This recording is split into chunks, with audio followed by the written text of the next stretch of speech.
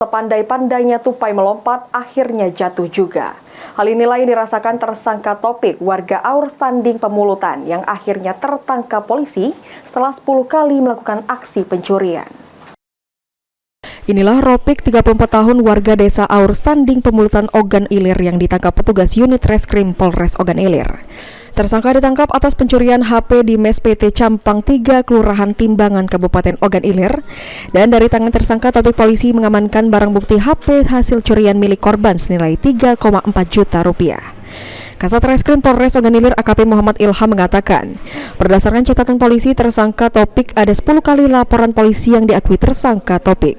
Di antaranya 4 laporan polisi berada di Polsek Indralaya dan 6 laporan polisi di Polres Ogan Ilir.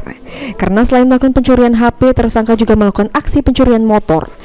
Baik itu dilakukan pada saat aksi pencurian di rumah maupun di kos-kosan dan asrama. Guna mempertanggungjawabkan perbuatannya, tersangka Topik terancam dengan pasal 363 KUHP dengan ancaman hukuman 5 tahun penjara. Polsek Indralaya melakukan pengembangan terhadap satu orang tersangka yang awalnya ditangkap berdasarkan perkara pencurian HP, kemudian didalami dan dikembangkan, terbuka beberapa TKP-TKP lainnya, sementara kami dalami ada sekitar 10 TKP, dan itu tindak pidana pencurian kendaraan bermotor.